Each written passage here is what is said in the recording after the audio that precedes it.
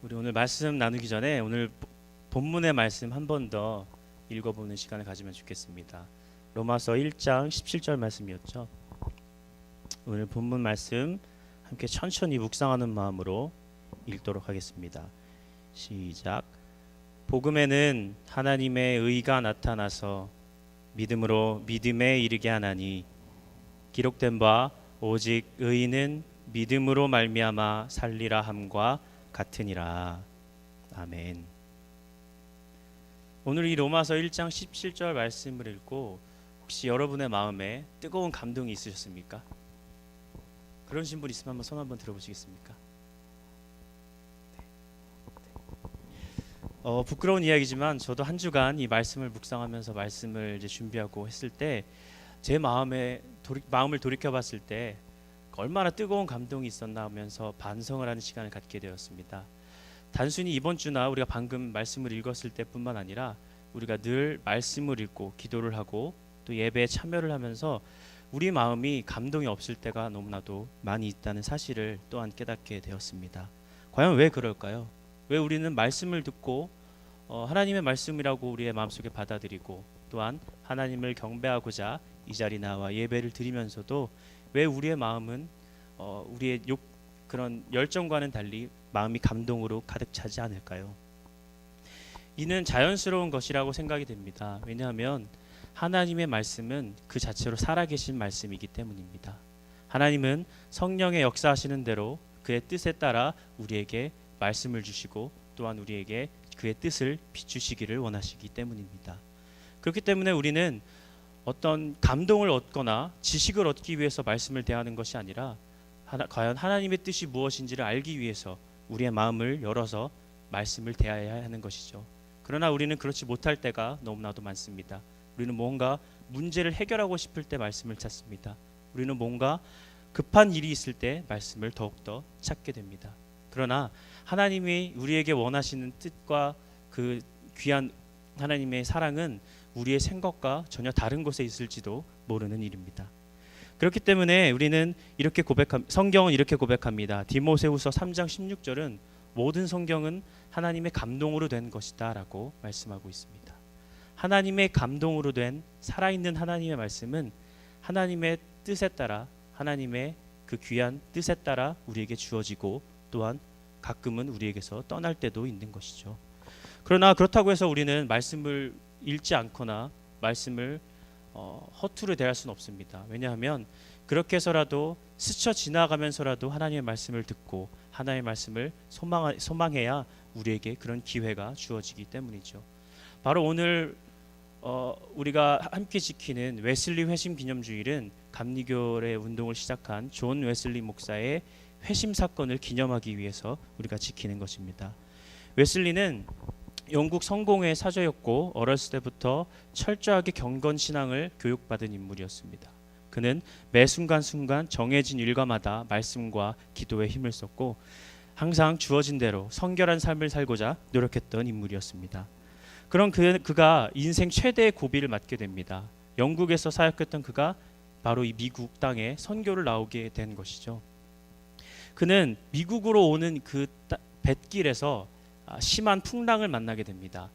배가 요동치고 뒤집힐 것 같은 풍랑이었다고 하는데 웨슬리를 비롯한 다른 모든 사람들은 그 가운데서 죽음의 공포를 느낄 만큼 위험한 순간이었다고 전해집니다. 그런데 웨슬리는 거기서 충격을 받은 사건을 하나 목격을 합니다.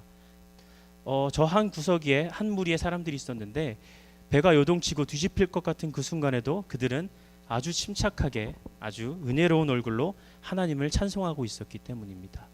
웨슬리는 거기서 충격을 받았습니다.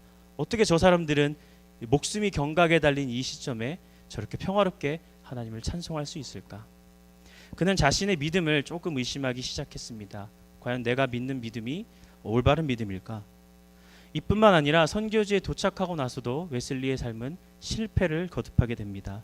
그는 자신만의 신앙을 다른 사람들한테 강요하려고 했고 그것이 선교지 현장과의 갈등을 빚어냈고 그의 선교 사역은 귀한 열매를 맺지 못하는 지경에 이르렀습니다.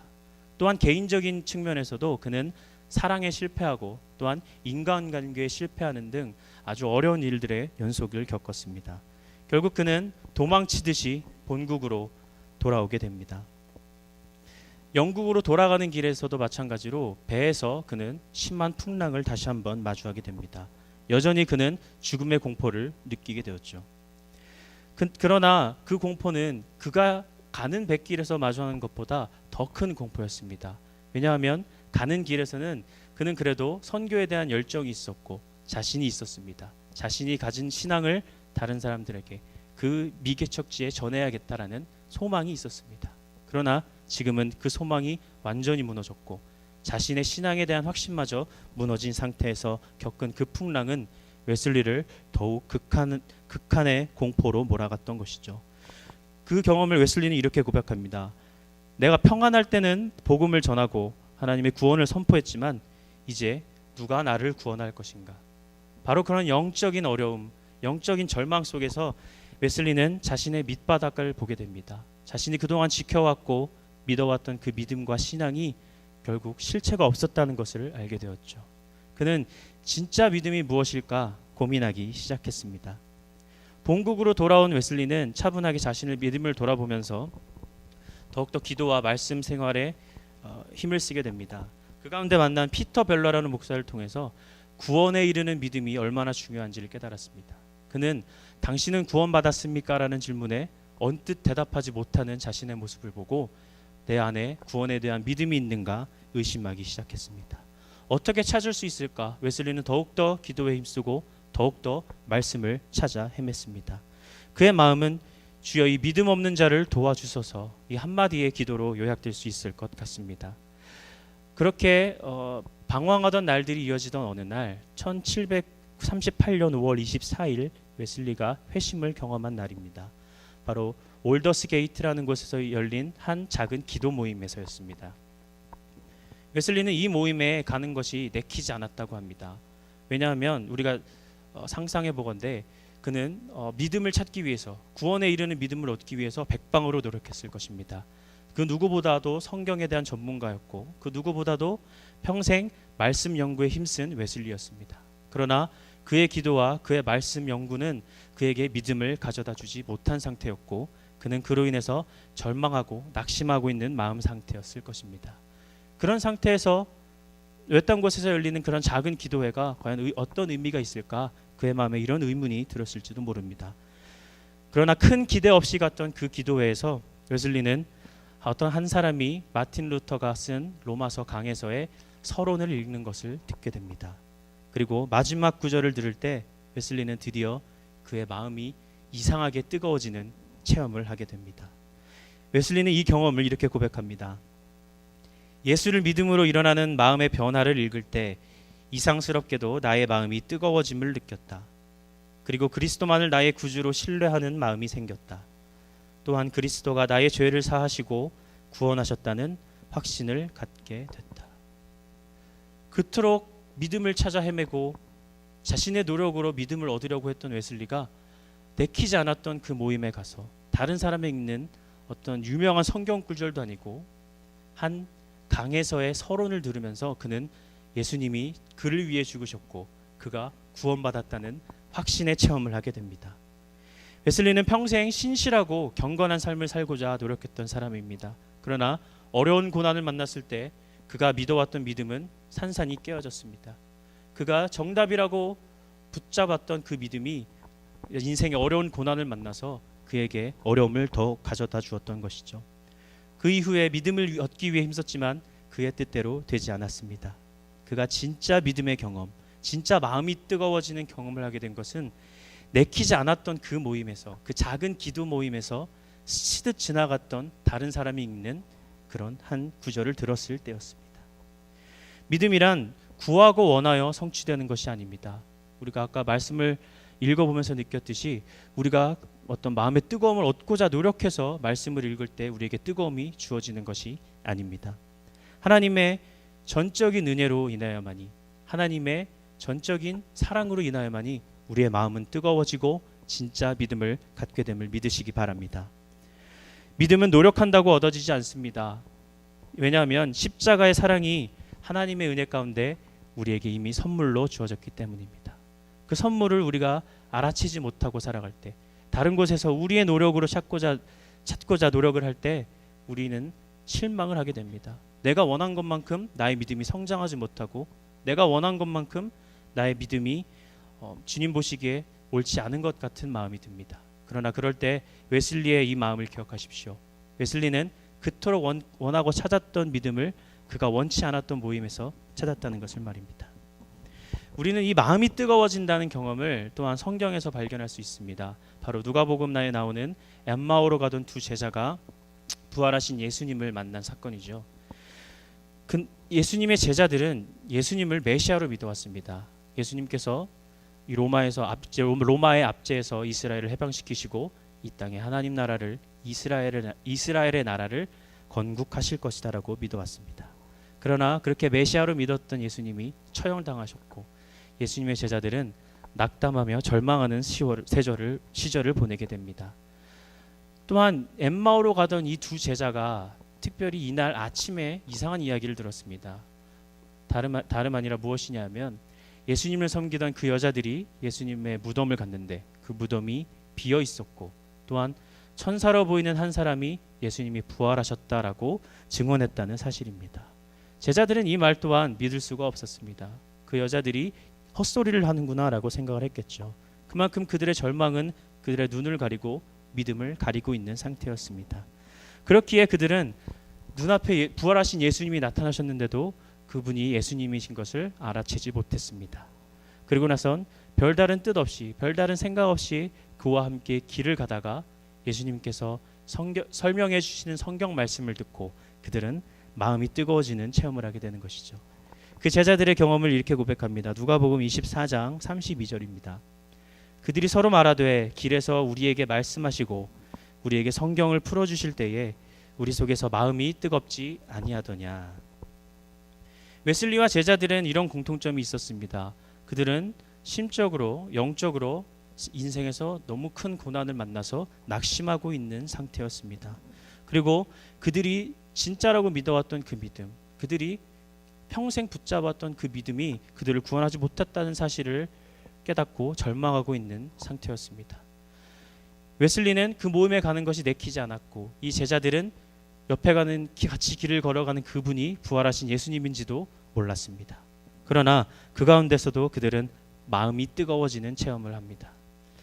결국 제자들은 주님을 보게 됐고 구원의 믿음을 이루는 믿음을 다시 회복하게 되었습니다. 이렇게 마음이 뜨거워진다는 체험의 의미는 하나님의 사랑을 체험하는 것이고 또한 그리스도를 따라 변화되는 체험입니다. 이 체험이라는 것은 우리 감리교에서 아주 중요한 위치를 차지하고 있는데요. 감리교 신앙에 아주 중요한 네 가지 기둥이 있습니다.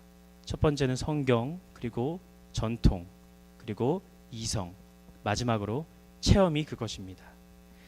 교류와 장정이라는 우리 감리교의 책에는 체험에 대해서 이렇게 설명합니다. 기독교 복음의 증언은 성경에 근거를 두고 전통에 의해 전달된다 해도 우리가 그것을 이해하고 체험하기 전에는 아무 효력이 없다. 복음의 진리는 우리의 생활 속에서 우리 자신들의 것으로 만들어짐으로써 살아 움직이게 된다. 웨슬리는 체험적 신앙을 우리 주 예수 그리스도를 통해 주시는 하나님의 자비에 대한 확실한 신뢰며 성령의 내적 증거와 외적 열매를 통해 주어지는 하나님의 은혜라고 했다. 체험이란 것은 우리의 마음을 뜨겁게 하는 하나님의 귀한 은혜입니다. 그것은 우리가 얻으려고 노력해서 되는 것도 아니고 우리가 어디 가서 발견해내는 것도 아닙니다. 단순히 우리가 마음에 뜨거워지는 감동을 얻기 위해서라면 드라마나 영화를 보는 편이 훨씬 빠를 것입니다. 또한 우리가 사랑하는 사람들과 교제를 하거나 내가 좋아하는 진정으로 사랑하는 일을 할 때 우리의 마음이 종종 뜨거워지기도 합니다. 이러한 경험들은 우리 삶에서 아주 중요한 가치를 가지고 있습니다. 이것 없이는 우리의 삶이 인간답다라고 말할 수는 없겠죠. 그러나 우리는 알고 있듯이 우리의 이런 마음이 뜨거워지는 듯한 경험이 우리의 삶을 진정으로 바꾸지는 못한다는 사실을 알고 있습니다. 어쩌면 우리는 가끔 신앙도 이런 맥락에서 하고 있지는 않은가 반성하게 됩니다. 우리는 내 취향에 맞는 음악, 그리고 내 취향에 맞는 설교, 또는 내 취향에 맞는 사람들이 모인 교회를 원합니다. 그리고 그런 교회를 찾아서 이리저리 돌아다니다가 그나마 마음이 맞는 곳을 발견하게 되면 이제야 내가 비로소 제대로 신앙생활을 할 수 있겠구나 하고 착각하게 됩니다.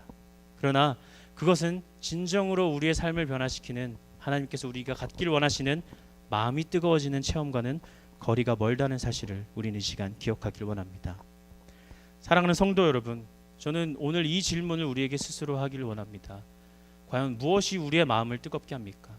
과연 우리의 마음이 무엇으로 뜨거워집니까? 우리 모두 웨슬리와 오늘 누가복음에 나온 제자들처럼 예전에 예수님을 인격적으로 만난 경험이 있으실 것입니다. 그런 경험이 우리를 그리스도인으로 만들었고 예수님을 주로 고백하게 했고 이렇게 주님을 섬기고 교회를 섬기게 만들었던 것이죠. 그러나 우리는 가끔 우리가 우리 삶을 돌아보면서 느끼듯이 과연 우리의 믿음이 진짜인가 흔들릴 때가 많습니다. 과연 내가 믿어온 것이 진짜 믿음인가? 왜냐하면 우리는 내가 바라는 것만큼 내 믿음을 가지지 못하고 내가 소망하는 것만큼 나의 믿음을 성장시키지 못하는 것이 우리 성도들의 현실이기 때문입니다. 그러나 이것을 기억하십시오. 하나님의 사랑과 은혜는 우리의 뜻대로 주어지는 것이 아닙니다. 하나님은 살아계신 말씀을 통해서 우리 안에 거하시길 원합니다. 그리고 그 말씀을 통해서 우리를 진정으로 그리스도의 모습으로 바꿔 나가기를 원하십니다. 혹은 여러분 가운데 아직 웨슬리나 제자들처럼 예수님을 만난 뜨거운 체험이 없으신 분이 계십니까? 혹은 오늘 이 예배에 내키지 않는 마음으로 나오신 분이 계십니까? 그런 분이 계시다면 그럴수록 더 예배를 사모하시기 바랍니다. 그럴수록 더욱 말씀을 사모하시기 바랍니다. 우리가 하나님께 온전히 주권을 내어드리고 하나님께서 우리 삶에 역사하시기를 바라는 마음을 갖고 예배에 나올 때 주님께서는 여러분의 마음에 그 무엇보다 그 언제보다 뜨거운 체험을 주실 줄 믿습니다. 진정한 믿음은 마음을 뜨겁게 합니다. 그 마음이 뜨거워지는 체험은 마음속 깊은 곳에서부터 변화를 일으키는 체험입니다. 오늘 로마서 1장 17절은 오직 믿음을 통해서만 하나님의 의에 이르게 된다라는 사실을 고백하고 있습니다. 우리가 이 말씀을 들었을 때 마음이 뜨거워지는 분도 계셨을 거고 조금 뜨거워지는 분들도 계셨을 테고 무덤덤한 분들도 계셨을 것입니다. 그러나 하나님께서는 우리가 말씀을 듣고 이렇게 주님 앞에 나와 예배할 때 우리에게 언제나 큰 은혜를 부어주시기를 원하신다는 사실을 기억하시기 바랍니다. 때론 우리의 신앙생활과 우리의 마음이 기대대로 되지 않을 수도 있습니다. 그리고 그런 믿음을 찾으려는 우리의 노력에 성과가 부응하지 않을 수도 있습니다. 그러나 웨슬리가 내키지 않은 골목의 작은 모임에서 하나님의 귀한 음성을 들었고 예수님의 제자들이 부활하신 예수님을 알아보지도 못하고 성경을 들었을 때 그들의 마음이 뜨거워진 것처럼 우리에게도 하나님의 귀한 말씀이 우리 마음속에 살아 숨쉬는, 우리의 마음이 뜨거워지는 그런 귀한 체험을 하며 살아가는 우리 시카고 열린교회 모든 성도들이 되기를 주님의 이름으로 축복합니다. 은혜가 충만하신 하나님,